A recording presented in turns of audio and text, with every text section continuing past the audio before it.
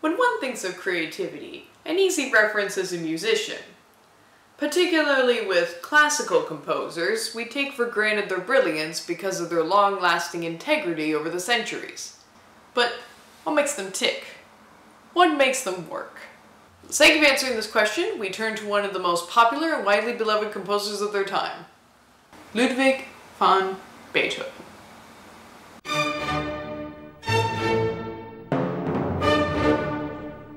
However, due to a low budget and lack of a time machine, we shall depict the composer through a modernized interpretation.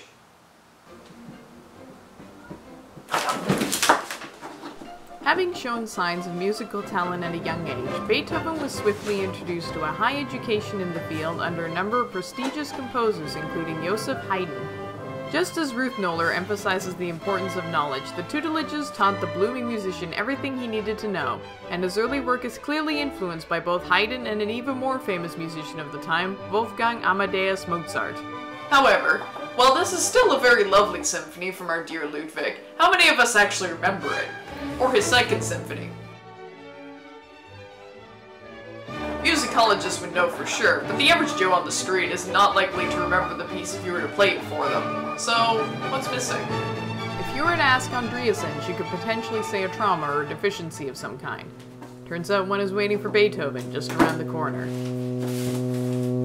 It turns out that the composer's hearing had been giving out for some time, only to come to a head at around the turn of the century. He could still hear, but the effect was noticeable. He could not pick up the ranges he used to. For a while this impaired his creativity, bringing him to the lowest he'd ever gone. But eventually he learned that the show must go on, and only he decides his fate. His years of education having paid off, he found that he already knows by memory the sound of each instrument, and exactly how something will sound based on the sheet music. And so he discovered, beyond the humming, the music once again.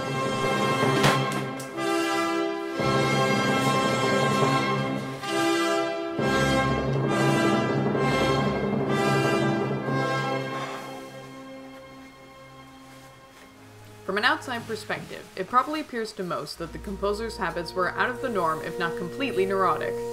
This would further support Andreasen's studies, but there are other factors coming into play here.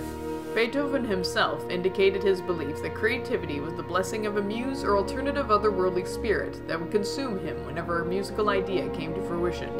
And indeed, many have claimed that seeing inspiration strike Beethoven is exactly like he has been possessed.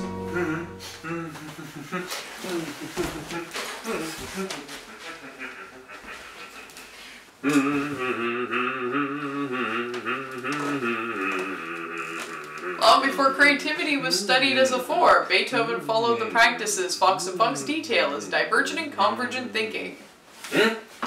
Oh, don't mind me, I'm just doing a video on your creative process. What? I said I'm doing a video in your creative process. I will go away, I'm very busy. That's precisely why I'm here.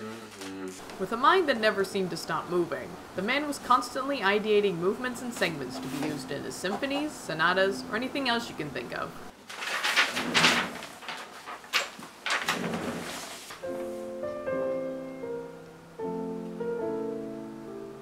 It's a very beautiful piece, but I don't think it quite fits the rest of the stuff.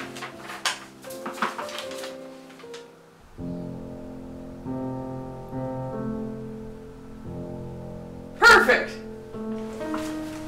And even what he ultimately scraps for one thing, he ends up publishing somewhere else. This movement in particular ended up as a standalone piece.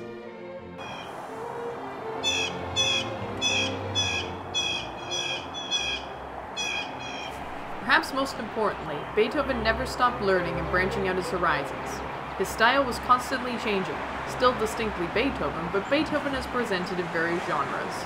His love of folk music and natural sounds come to use, for instance, in one of his most famous pieces, the Pastoral Symphony.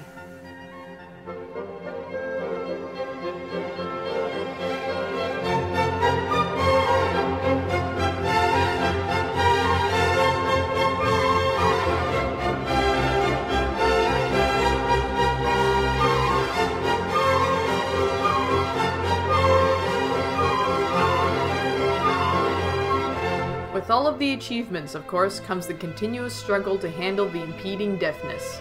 It worsens enough that he is no longer able to perform in public and isolates himself from the majority of society.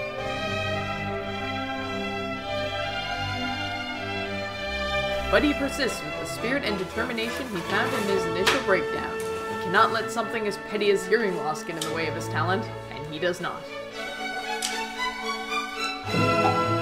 In his final period of music, Beethoven became quite the risk-taker. His sound became more vigorous, he rejected the standard tempos, and altered some styles to the point of even foreseeing future genres. Listen to this. Sound like something you know?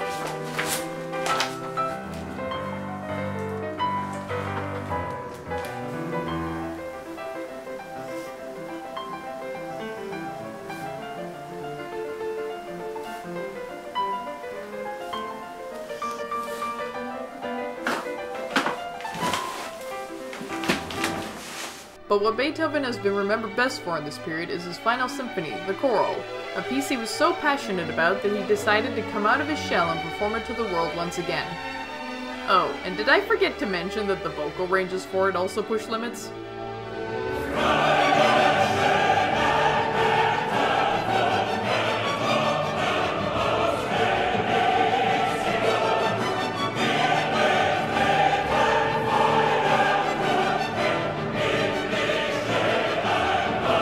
Although Beethoven never stopped making new compositions after his Ninth Symphony, that would end up being the pinnacle of his success. Because on a dark and stormy night...